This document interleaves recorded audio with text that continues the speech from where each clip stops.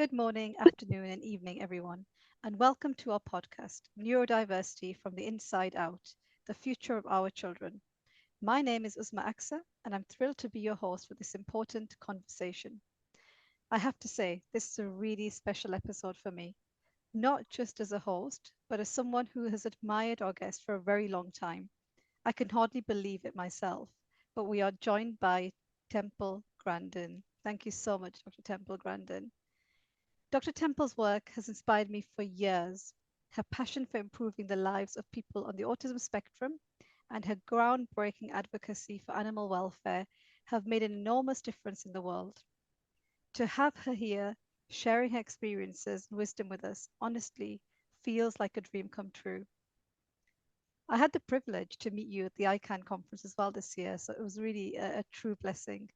And I also had the pleasure to gift my latest children's book, which was inspired by my son's early journey in his autism. I just want to express how grateful I am, both for the chance to talk with Dr. Temple and to really share this opportunity with all of you listening today. I'm looking forward to learning from her today and hope you all come away with some inspiration and practical advice, as well as me, taking something away as well today. So, really, without much delay, I'd like to talk about our topic. And today we'll be looking at neurodiversity across the lifespan, challenges, strengths, and strategies. And it's really a deep conversation we'll be having with Dr. Temple. So, Dr. Temple, thank you so much for joining us. It really Great to be means a here. lot. Thank you so much. And I just want to dive in. I want to dive in right to O- our first question, if that's okay. Okay. So I just want to know if you can share, a little bit about your experience growing up as a neurodiverse child, and what kind of support did you have growing up, and what kind of challenges did you face? Well, let's go in different stage. So let's start out with early childhood. Sure. I had severe autism symptoms at age 3, no speech, tantrums, no social interaction, and I was very lucky to get into a very good early education program at 2.5 years of age. And the emphasis in my program was learning speech. And my teacher slowed down when she talked to me because when people talked fast, it sounded like blah, blah, blah, blah, blah, blah, blah, blah. But if they slowed down, I could hear them. So language was the first thing we worked on. Another big emphasis in my early childhood program was learning how to wait and take turns at all kinds of little games that teach you how to inhibit a response. So let's say a kid's spinning coins. You might turn it into a game where you take turns spinning the coin and then also getting dressed, skills, eating with utensils, combing your hair, just, basic skills. So that was the emphasis, at very early childhood. I ended up going to small elementary school and with really good teachers. And my teacher explained to the other children that I had a disability that was not visible like a wheelchair. So I was not bullied. And I was invited to other children's birthday parties. This was really important. My mother encouraged my ability in art because I would just draw a single horse head over and over again. And she said, well, let's draw the whole horse. Also, at age 8, I could not read. And mother taught me to read, sounding out my words from a children's book. So things went pretty well until I got to high school. That was a mess. A big regular school did not work. I was bullied, I was teased, I was called all kinds of names. Things that I liked to do when we were younger, like doing craft projects and building tree houses and flying kites. Girls were not interested in those sort of things. And I got kicked out of ninth grade when I was, when I was 14 for throwing a book at a girl who called me names. And I ended up going to special school, and they put me right to work taking care of the horses. Horses became my life. They were refuge away from bullying. So I was cleaning 9 stalls every day, taking care of the horses, riding, getting horses ready for horse shows, and that's where I had friends. Friends through shared interests. We also had a model rocket club. I mean, today it's going to be robotics. Back in the 60s, it was model rockets. But that was a place where I could also have friends, and that was run by our science teacher. And Mr. Patey, the headmaster, said, let her get through her adolescence, and we're not going to worry about the studying now. But I had to attend classes. I had to attend meals. I was not allowed to become a recluse in my room. Absolutely not allowed to do that. And then finally, I turned it around and got interested in studying. And I have to thank my science teacher for that. And he gave me interesting science projects to do. And then I go, yeah, I'll start studying, because now that's a pathway to becoming a scientist. I cannot emphasize the importance of good teachers, starting with my speech teacher at age 3, my mother always pushing me. Too many parents today baby these kids and overprotect them. They're not learning shopping. They're not learning how to talk to people. We had to do a really, I had to do a really big 50s thing that was done where when the parents had a party, I'd be a little hostess and greet the guests. I sold candy for charity. And Bill Gates is officially on the spectrum now. Mrs. Gates made Bill do the same things. That taught talking to people. And my science teacher was really good. I also had some good mentors out in the cattle industry. There were some good people that took an interest in me, and I want to make sure they get credit. Wow, that's wonderful to hear. Really, looking back and, you're sharing your story and your experience, I can see there was a lot of encouragement. Um, how do you think that shaped your life now, that positive encouragement that you were given, and the positive influence that you had around Well, your I think it childhood? really helped because I'm seeing kids now, they're scared to talk to people. And you see, I'm also seeing grandparents come up to me that discover they're autistic when the children are diagnosed. And that grandparent had a paper route at age 11. Now they don't have paper routes anymore. The papers are online now. But learning work skills and having to be a party hostess when I was 9, dress up my good clothes, greet the guests. I was selling candy for charity at age 9. That taught me how to talk to people. Yeah, And absolutely. and this was really important. It's also something the lowest income family can do. And I think we need to be doing things to replace the old paper routes, like maybe uh, uh, doing some work out in the community for people that are not family. They've got to start learning how to do some things for people that are not family. That's the Yeah, beginning of learning working skills. yeah, getting them really involved in the community, Yes. really getting them immersed really into the community, and that I And don't see happening much now. well, and this is the problem. One mom told me that her 12-year-old, she took him over to the local nursing home, and he became the entertainment director for the nursing home. He does bingo nights, movie nights. They love it. How Now, wonderful. that's just an example of something that a mom just set up in the neighborhood, and it was close enough where her boy could walk to the old folks' home. Yeah, We and I have to think that's look for so these important. opportunities in the neighborhood. I mean, I've been to a lot of countries where there's a lot of little tiny small shops. And I look at those small shops. I remember being down in Brazil and South America, and I'm going, little clothing store? If a 12-year-old could help out there after school, start learning some working Absolutely. skills. Yeah. I think that's, you've really touched on something very important here. And I'm looking at, I'll just mention, passion-led learning, something that a child may be interested in to get them into that area. That's one thing which is so important. Another one that you've mentioned here, getting them involved in the community work. It's picking up those skills, which is so important. And I do honestly feel that's missing now. Oh, How I would you think it is encourage missing. parents? Also, on passions, you have to Yes. get exposed to something to get interested. And when I was in high school, that's where I got exposed to horses and cattle. And that's where I got interested in that. And I see too many children today growing up, they don't doing any hands-on things. They're not using rulers, they're not using tools, they're not doing sewing, they're not doing woodworking. And this brings up another thing, the different kinds of thinkers. And I have a book called Visual Thinking, Hidden Gifts of People Who Think in Pictures, Patterns, and Abstractions. I also have my earlier book, The Autistic Brain, where I also talk about different kinds of thinking. And I am an object visualizer. So the things that I'm good at, skilled trade types of things, working with animals, photography, and artwork. And we have a huge need for people good at these things. Now, the thing I'm bad at is I can't do higher math. Then you got another kind of autistic kid that's a math genius. Yeah. And we're not doing enough to develop those math skills. And these kids just get in trouble because they're bored. And then you have a word thinker. They know all the facts about their favorite football teams. And they can often be really good at jobs, such as specialized retail, because they'll know the specs of every car out on the lot and help the person pick the right car, not the most expensive car, the right car. And people appreciate that. And where we're really falling down is making the transition to work.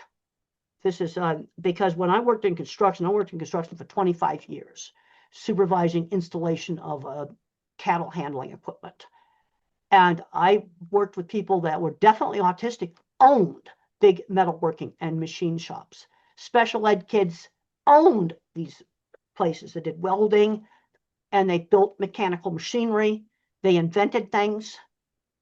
We need these people. If you'd like to have the water system keep going, have the electricity work, we need people with these skills, and they're retired out. I visited a huge construction site recently, huge. And they're very concerned about losing their people that have the know-how to do very complicated industrial construction work. And they said, what can we do about this?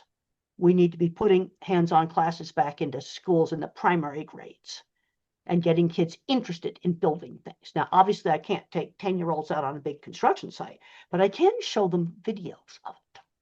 Yeah. And have somebody come in and talk about it and about how they like working there. That I can do. This is such an important, topic that you're addressing here, Dr. Temple, because I feel like now we're losing so much skill and the practical work is missing. I feel we're depending so much on the system that as parents, we often take a back seat. And my thought here is, how can we encourage parents to get their children involved in really getting involved in activities, in practical work from a very young age? Well, you see, kids in my generation, I'll be 78 in another month. We played outside, and well, mother figured out things in the neighborhood. Like when I was 13, she got me a little sewing job where the seamstress worked out of her home. We have these little sewing shops here. I mean, these kind of opportunities are right there in the neighborhood. And we have problems here with services, with little kids getting put on 2-year wait lists. We're going to have to start things in the community, getting retired teachers to start working with these kids, maybe at the library or at the or community center. And we're going to have to start working with them. We cannot let these kids just tune out on electronics. No, I don't believe in a total ban of electronics, but they need to be limited. Because the kids that are getting addicted to video games are going nowhere. You know how to get them off the video games? Fixing mechanical things, fixing motorbikes, fixing cars. And the kids that learn how to do this will have jobs for life. Yeah. Artificial intelligence is not going to replace the person who fixes motorcycles. They will have a job for life. I agree. Absolutely. I had a mum call me a couple of days ago, and she said to me, I'm really worried because my son was verbal, and now he's all of a sudden non-speaking. What do I do? And I've been to the doctors, and then they've informed me that's a 2-year waiting list. And my advice to her was, there may be a 2-year waiting list, but don't wait those 2 years. You need to do something. As a parent, well, that's you right. need to do something. And I did an interview with one of, I think it was NBC, one of our networks, on autism research. And you see, that's what I call a regressive group, where the child had language and lost it. And I think we need to study that group separately, because I think some of those kids may have underlying little small epilepsies. And that possibly could be treated with epilepsy medication. And that's something that needs to be researched. Another thing that came up was untreated Lyme disease, which is ticks that bite people. That's a problem in the U.S. I don't think where you live you have that problem. But these are some of the things that ought to be looked at, because right when the regression occurs, you might be able to treat it. Another thing is pandas, which is a strep infection. And early treatment with antibiotics could help. And then it turns into an autoimmune reaction. This group needs to needs to be studied separately. I was not one of those. I was a child where the language came in slowly and then I kept it. And I had a lot of problems with anxiety when the hormones hit at puberty. And in my book, Thinking in Pictures, I discuss my experiences with antidepressant medication, low doses of antidepressant medication to get my anxiety under control. And I'd recommend that people read that. And medical problems I had, such as colitis, cleared up. A lot of that cleared up. I want to emphasize way too many drugs are given out to young children like candy. I think it's just terrible. Yeah. And they're given out often with no thought. And you try a drug, doesn't work. Try one thing at a time. You start a new school at the same time you start a drug, you don't know what worked. Yeah. It's that one thing at a time. I agree. It's and you've touched on the adolescence here, and I agree. We've talked about the early years, but when it comes to adolescence, you've got multiple layers of challenges here. You have the hormonal changes, you have the continuous challenges you may be facing with behavior, academic, whatever you might be having in the early years may continue or may even change during that period. How can parents support their children at that stage? And if they need professional help, what would you recommend, well, let's particularly for say the one thing adolescents? I want to see these kids learning job skills, Yeah. learning how to drive. And learning how to drive is going to take longer. I did over a month of backcountry dirt roads before I did any traffic. You can start out in great big empty parking lots. And you might be there 20 minutes a day for a month. Because what I've observed is driver's education shoves them into traffic too fast. Don't do that. And the other thing that really I'm very concerned about is the number of smart kids, fully verbal, doing well in school, never have gone shopping by themselves, have not learning banking, not learning really basic skills. I was shopping for little toys and candy and things when I was 9 years old. Yeah. So the life skills. Life skills. They're not learning. Ordering food in restaurants, talking to the staff in a store. These are very important skills to have, Dr. Temple. I agree. And I do feel, I feel a worry. I was listening to your speech when you were at the ICANN in the US in April, and I was absolutely blown away with all the practical tools that you were sharing. And if we as parents can implement and put those into practice, we'd have a huge change when it comes to our young learners, because the life skills are missing. You're right. Those life skills we're are not doing so the life skills. crucial. Okay, like a parent comes up to the book table with their 10-year-old, and the mom does all the talking. Yes. The child should be asking to get the book signed. Well, this is where I was really interested when I read Bill Gates's book on source code. It's now official. Bill Gates is autistic. His mom made him do the parties, be the host. He also sold things for charity. And I'm really pushing this very simple thing. Any family can do this. Get their kid out on talking to people. I was kind of proud that I put my good clothes on and I had to greet the guests, and I'd have to call them Mr. and Mrs. I wasn't allowed to use the first names. I remember doing it. And this is so important. I mean, how would you, advise, or how can you advise families and educators and also the professionals that are involved to really gear up, and I'm going to say this, towards making our children independent? How can we do that? I think we have got to do this. And we also need to have gradual transitions, like starting the job skills at around age 11, where they, like the child that was doing the nursing home, or they could do some other thing in the neighborhood. And so that by the time they graduate from high school, they need to have, I'd like to have 2 real jobs where they learn how to work. They got to be there every day. They've got to be on time. They've got to do the job. Now, I want to give a few tips. Rapid multitasking jobs, like a very busy, super busy takeout window. That's a job that's not going to work. Also, I need a pilot's checklist for any task that involves a sequence, like cleaning the McDonald's ice cream machine. Step 1, step 2, step 3, step 4, just like a pilot's checklist.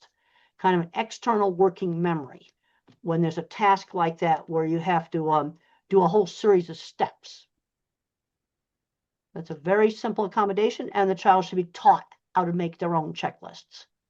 That's so important. That takes me back to my early years with my child. So my son's 15 now, and in the early years, I remember, he was a visual learner. So what I did around the house, I would have visuals all over, Yeah, for yeah. certain steps, like you mentioned. So the bathroom, you know, dining table rules, how to, play with his siblings. And there was just visuals all over the house. But by repetition and by practice, he got it. We did a lot of role playing. We did video modeling. I remember when he had play dates and I would stand behind him and I'd whisper in his ear to when he had to greet his friend, I would whisper in his ear to tell him what to say to his friend. And after practicing multiple times, he got it. He understood how to have this initial conversation. And that doesn't take a lot of time and a lot of effort. It's just the parent needs to be involved. Well, one of my favorite toys when I was in primary school was a table hockey set. And it's a game that two people play, and you move the hockey players around. It's an ice sport. I probably won't do much hockey, but it's an ice sport, and you move the players around by moving steel rods. And you have to play it with somebody else. And I'd have friends over, and people liked the hockey table. And that was something I could do with other children. So taking turns, playing with other children, socializing, giving them the opportunity to be around other children is so important. And participate in games where you have to follow rules. That was something that I learned how to do. And things were not easy, but I'm seeing so many kids that just can't go up and talk to people. And so I'm really pushing the things like selling things, and the being party host and hostesses. Yeah. Starting that around age 9. Very important. And I think the audience today, when they listen to these tips that you're sharing, if they can incorporate just the one or two, start off with the small, kind of creating small habits for your children, because it'll make a huge difference.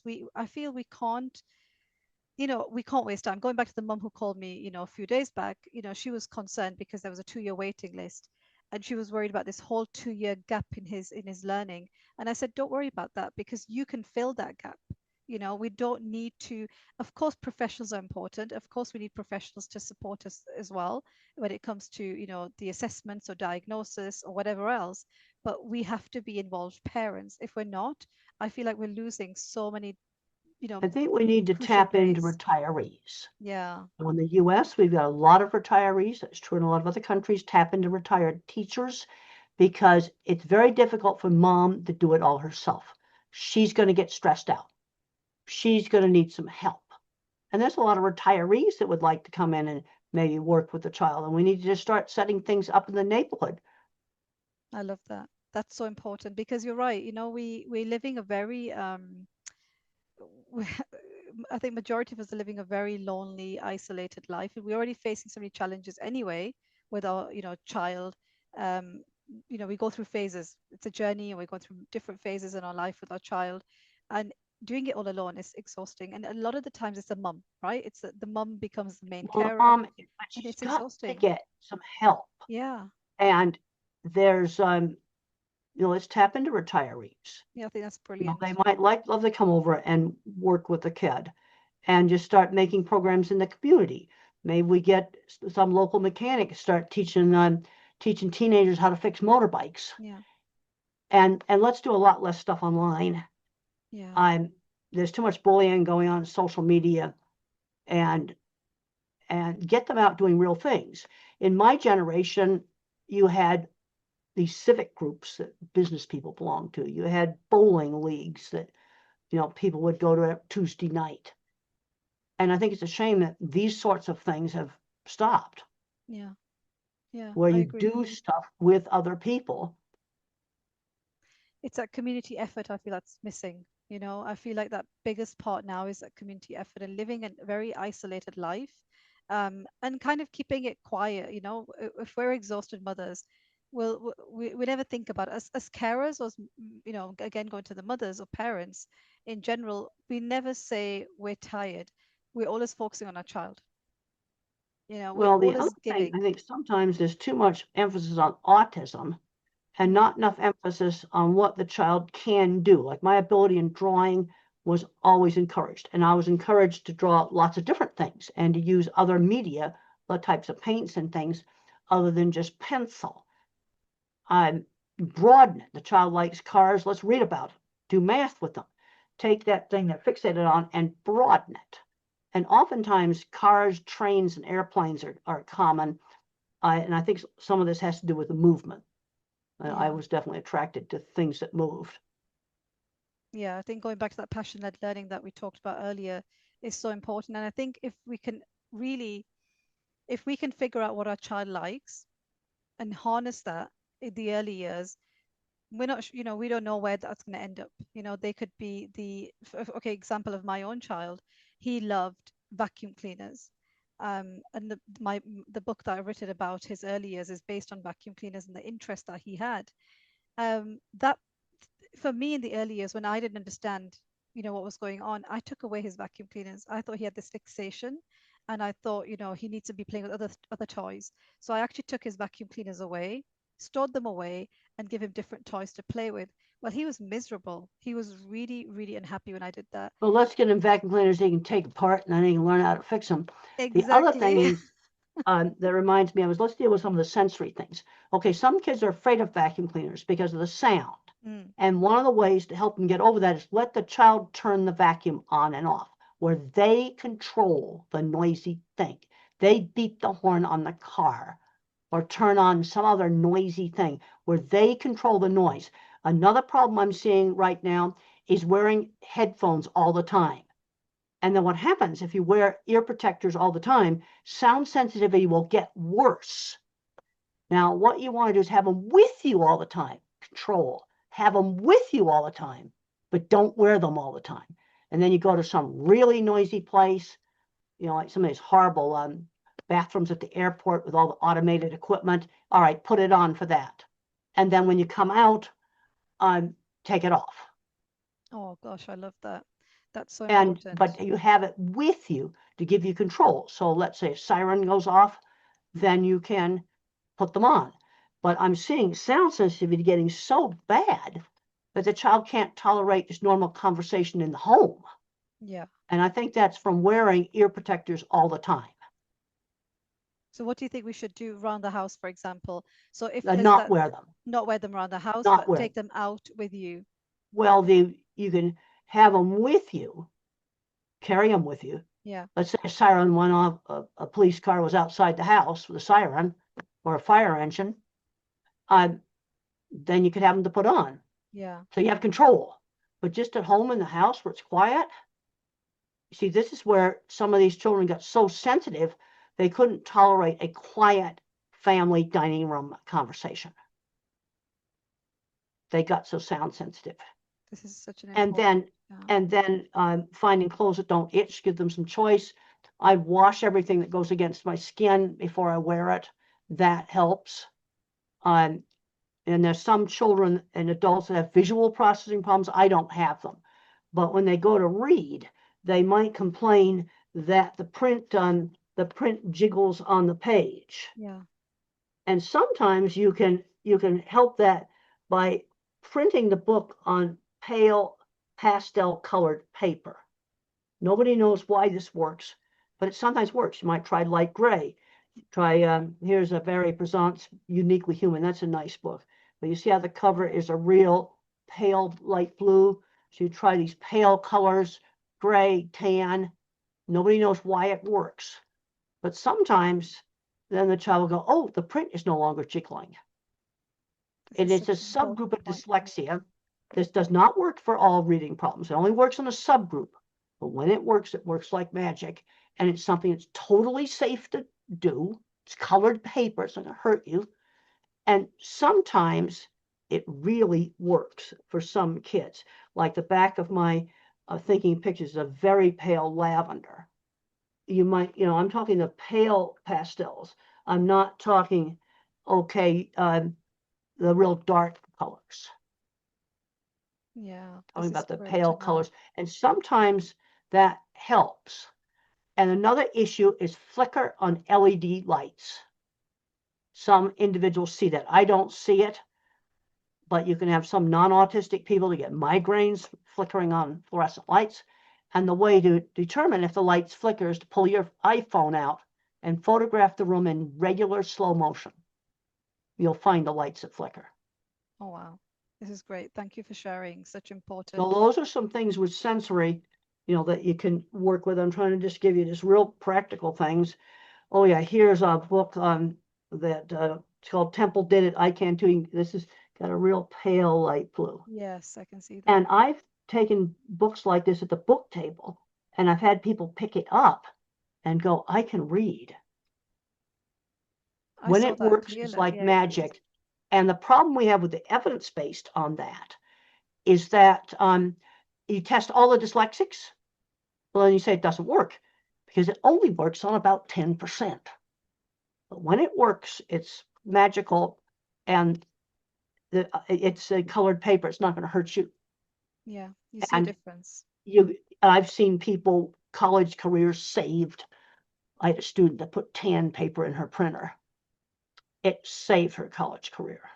Wow. And experiment with the backgrounds on computers. Now, the types of screens that never flicker are phones and tablets. Some of the big panel screens flicker and some don't. Phones, tablets, and laptops.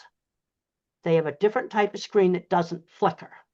Phones, tablets, and laptops. Those are going to be the preferred screens. This is really important information, Dr. Temple, that you're sharing. Those are things that you can just try. Can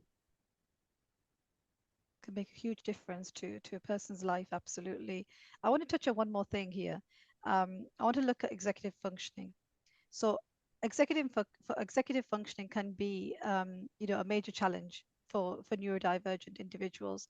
What most common hurdles have you seen or come across when it comes to we throw this term around pretty, what's executive functioning? Okay, being on time. Yep. I never had a problem with this. Okay. And I went to an interesting seminar where a consultant talked about time blindness. I didn't have this. You know what I think the problem is? Digital clocks. Not the whole problem. But I learned on a big round school clock. And when the second hand went around, I could see the minute hand go click. And it would move a little bit. And you can still get these clocks. They're battery operated now. No digital clocks existed when I was a child. And maybe that has something to do with it. It's just get one, you get one of these fairly big clocks. You can still buy them. And you want to make sure you have one that when the second hand goes around, you can see the minute hand move a little bit. And then Mother just explained that the other little hand moves so slowly you couldn't see it. And that really helped me with the passage of time. Wow. I never heard about time blindness. But now I got to thinking, and I talked to the consultant. Maybe this has to do with everything's digital clocks now.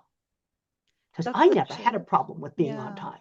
That's such an important point you've made there, because I feel, there's a lot of that happening now with time management, with organizational skills. Going back with my own child, he can talk about tech like he's giving a TED talk, but we still have to use a calendar where he manually changes what day of the week it is. So he has to change.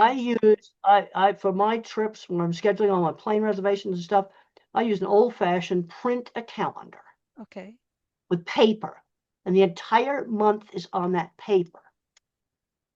And then I have to plan plane reservations in the US. When I have to fly east with the time zones, that takes an entire day. So for a talk on the East Coast, I have to have an entire day for travel. Going the other way, I don't need an entire day for travel. Yeah. But you see, I can see that on that calendar. And then well, I was taught when I was young to lay out the clothes I was going to wear the next day. I still do that.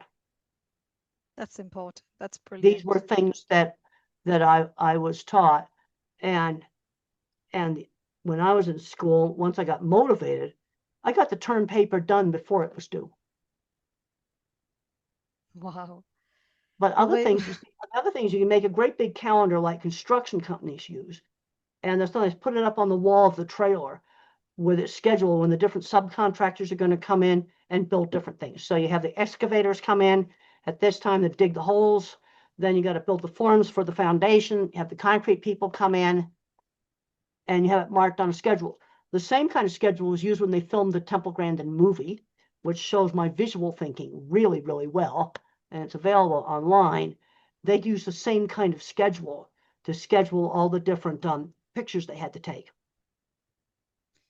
yeah, I They had think it on the it's wall of the office. yeah. I think it's important to have this, have some form of calendar or some kind of schedule on the wall to support to support our children at home and to really build that habit. And again, going back, it doesn't take a lot. It just helps them, and it's creating the small changes at home that can build a kind of or support them with a routine. And I did this honestly speaking, I did this in the early years with my child, and my home was pretty much, you walk in and you would see calendars, visuals all over. But that's what helped him. We'd block book our day so he could see, we're doing a certain activity this time, then we're going to move on to the next activity, so he knew what was happening in his day and he was much calmer. And I I use feel an entire month calendar, but I hate a calendar book where each day is like a page in the book. I hate those calendars. I okay. want to see the whole month. So you prefer like a And it's big called large print a paper? calendar. Mm, And they're just a regular paper yeah. size like this. And you have a month on each one of them. Print a calendar. Okay. Good. Good. And you We'll can have get them to. online, they're free. Yeah. Blank ones and just use them, fill them up. And I Absolutely. still use that. I don't like all the online stuff, though. There's some kids that like some of the online tools, Mm, so you can show them different things. But since I have to plan so many plane reservations and flights, I like seeing that entire month. I say, okay, I have to be in Traverse City on Thursday for a talk at a college. I have to have a day to fly there. yeah. This is important to have those It's a 2 hour reminders. time zone going against me. Yeah. Yeah. Absolutely. Okay. So let's how can we support our parents? What kind of strategies can you share when it comes to, let's I go back. suggest that parents join live, in-person parent support groups. Okay. And if they can't do that, then at least Zoom groups where you've got live Zoom calls where you're talking with people live. I'm concerned about some of the bullying and stuff that goes on in some of the online forums. That's not going to be very helpful. I mean, there's some people out there that just rip everybody else apart. Mm, But when a mom calls me up and says their 3-year-old's been diagnosed, I said, just try to find a local support group yeah. so you can talk to other parents. So important because That's the first thing to do, yeah. and preferably a live support group where people actually physically meet. Yeah, so in your local community, find a group of parents who regularly meeting where you can, talk about things and share your Well, and then you stories is talk so about important. things, resources you might have in the neighborhood. Well, I remember one time I was doing a talk on Zoom, and they got to sharing some things, and I was bringing airports up because I about live there. But okay, autistic has to go on a plane. Yeah, Some airports will do practice where you go through security. You might even get to sit on a plane where you rehearse some of it. Well, those are, and I did, some airports do this, some don't. And so the mom says, well, our airport does that. Well, that was just an example of sharing uh, uh, where a resource was in the neighborhood. Wow. This is such You know, important it just information. simple things like this. Yeah. This is really, And I really think we need to getting involved with retirees to do things like a sewing class, an art class, um, to get little kids out doing things. When I was a young child, we just had an informal kids play group, but there were some parents that ran it. So it had yeah. some supervision. It was just done in the neighborhood. Yeah, it's going back to that community. It's going back to the community, and I think for me, I'm definitely gonna be looking out for adults in the community that can come and help, because this is something that I'm taking away from you today, Dr. Temple. And I think it's so important to have that village, that can look after not As only they our say, a child but village us. raises a child. And Mother's talked about that in some of her writings. She talked about the Moms Club.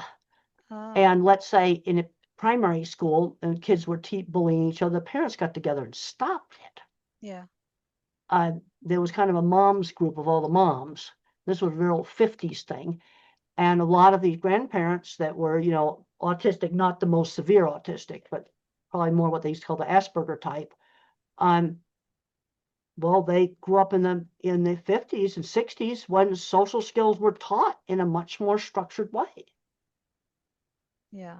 You were taught to shake hands. Mother would cue me. You forgot to say please. Mm. What did you forget to say? Please. Okay, you forgot to say. Thank you.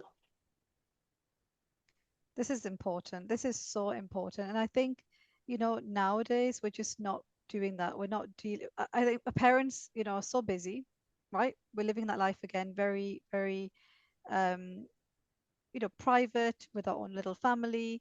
We're too busy. We're too busy working. We have our own responsibilities. Do we have enough time to remind our child to say please and thank you? How often do we do that? The one best thing that we do have is this, right? Oh, another thing I want to talk about, and that is proving to parents that the kids can do things. Now, I've been visited several programs, so they have a 3-day retreat where I went to one in Nebraska, and they'll get the kids out on boats and other stuff like that. And another one in Texas, they get them out in nature trails. Now there's one in California, they get them on surfboards. And these are like 3-day retreats, no technology. And I think one of the most important things they do is show the parent that their child can do things. They'll go, my autistic child went on a boat? You've got to be kidding. Yes, he went on a boat and he loved it. And what these programs do, and they last about 3 days. You need about 3 days. That's kind of the sweet spot to prove to the parents that their autistic kid actually is capable of doing things. Yeah. I think that's one of the most important things that these retreats teach when they're done well. Giving them the opportunity.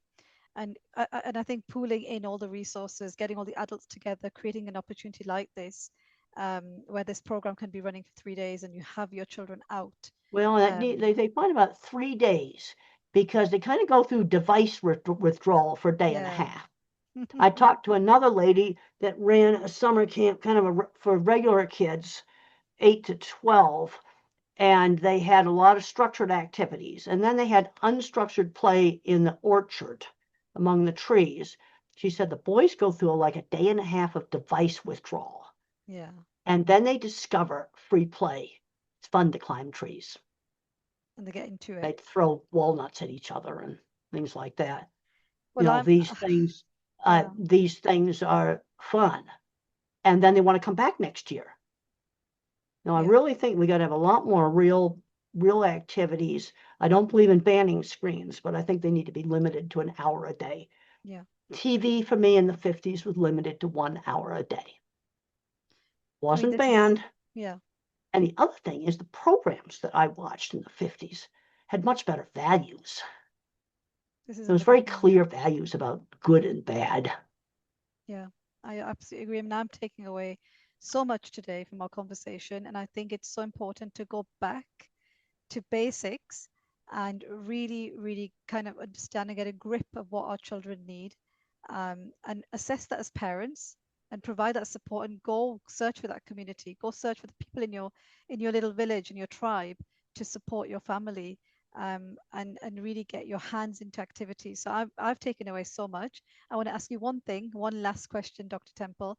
The one piece of advice for parents, educators, and the neurodivergent individuals themselves, what advice would you like to give? That one last piece. Well, get out and try different things. Yeah. Because how do kids develop passions? They have to get exposed to something in order to develop a passion. I got very interested in the cattle industry. I was exposed to it as a teenager. Okay, a child likes motorcycles or cars. Well, they have to be exposed to that. Yeah. Or there's no way they could get interested in it. And then you have the kids that are super good at math. They're not exposed to high level math.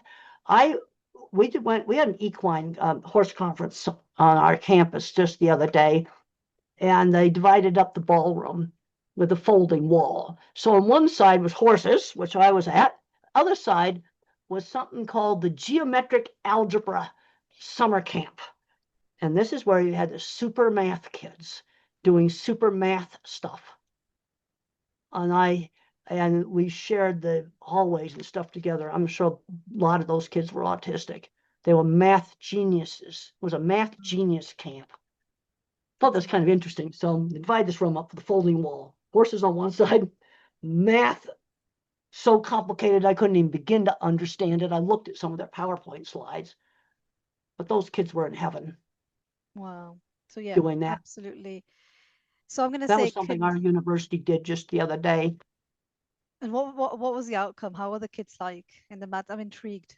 Well, you see, you have a kid that's super good at math. He needs to get exposed to the high level stuff. Yeah.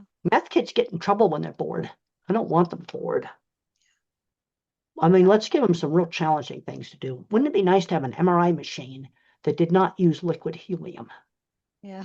Yeah. Oh, that would be wonderful.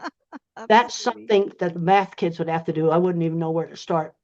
Yeah. Takes the visual thinker to think up the good projects for math kids. I agree. So important. So honestly, I could spend, forever talking about this topic because I love it. I'm so close to, to my own child and looking at what he's doing, and, giving him all these opportunities, and learning from you today has been a biggest win for me. So thank you so much. Good to be here. And I think we've got to start looking at what kids can do. Yes. Yeah. There's a tendency to do too much pounding away on deficits and not enough building up the area of strength. Yes. And building up that area of strength into things that become careers. For us, object visualizers are non-mathematicians. I'm going to really push the high-end trades because I'm worried about artificial intelligence taking over art stuff. There's always going to be a place for photographers. People aren't going to want a really good photographer taking pictures. For our math kids, there's all kinds of high-level science stuff that they can work on. And really looking at the job stuff. I want to get kids, interested in things that can turn into careers. Yeah. This and is so important. We're always going to need people to fix stuff. Right now I've had schools say to me, well, the special ed kids can't take shop classes because it's a liability. They might get hurt. I said, in my generation, special ed kids owned the shops. Yeah. And I'm not saying that as a joke. I worked with those people. I spent 25 years in heavy construction.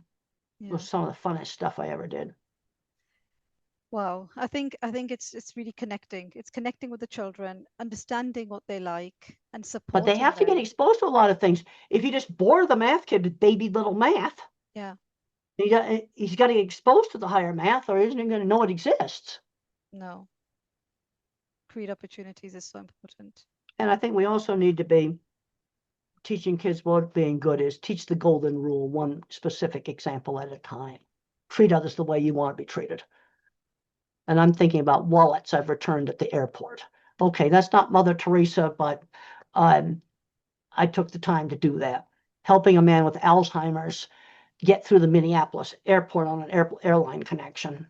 That took me about an hour to do that. Okay, that's an example of treat others the way you want to be treated. Yeah, kindness. Wow. She's a visual thinker, I think very specific. And these things kind of come up like little, those little live pictures on your phone. They come up and they move a little bit. Yeah. This is amazing. Really, I'm blown away.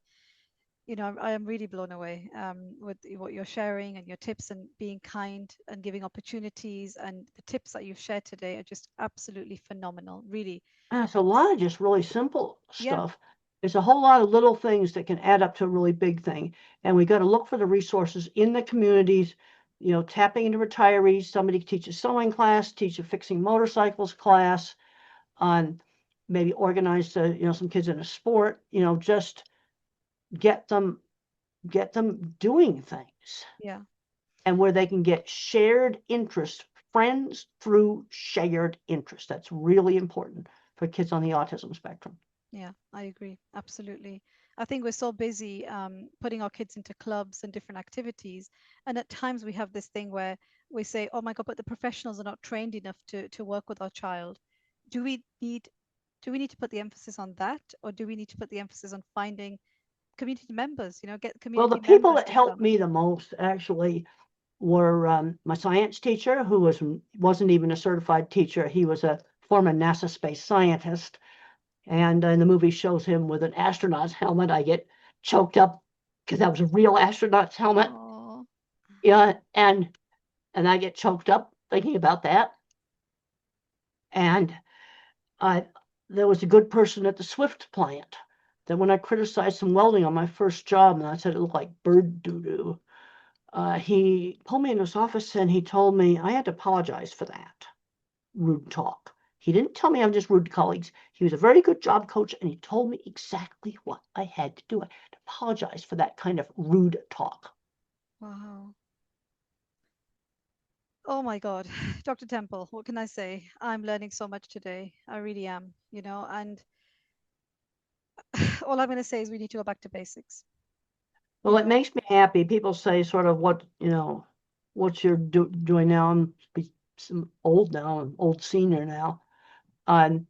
Well, somebody came up to me at the grocery store the other day and said that his son was doing really well, and he thanked me for the tips that I gave.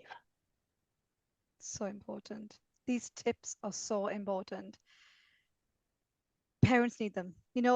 Going back to my early years, when you're overwhelmed, you don't know what to Oh, do. yeah. You're stressed. You can't see properly. You don't see. You don't. You The don't know other what to thing give you is when the clarity. kids are real little, Yeah. I looked very severe when I was real little, but I had no signs of epilepsy, which was good.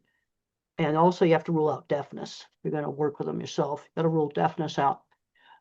This early intervention is just so important. Yeah. See which ones you can kind of pull them out of it and get them talking. Yeah. I can't stress enough about the early You intervention. You're can't right. tell really when they're just by the severity of symptoms in a 3-year-old, because mine were bad.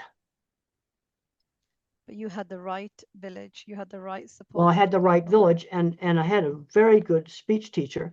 There were 2 teachers that worked in the basement of their small house. The older, experienced teachers that just knew how to work with the kids. Yeah. We need to go back. We need to really go back and search for our community members, search for the right people, seek that help, seek the support, and get work done really with our children and support them in the right way. That's my biggest takeaway today. And I thank you so much, Dr. Temple. All right. Well, it was great being on your show, and thank you very much for having me. You're welcome. It was a pleasure. Really, it was a pleasure. And your insights that you shared today. And I just want to tell you have permission to broadcast this. You have permission to put subtitles on it, Thank to you. translate it. You've got permission to do that, and just get it out to the people. Thank you so much. I can't thank Okay. you enough. Thank you so much. You have a good day, Dr. Temple.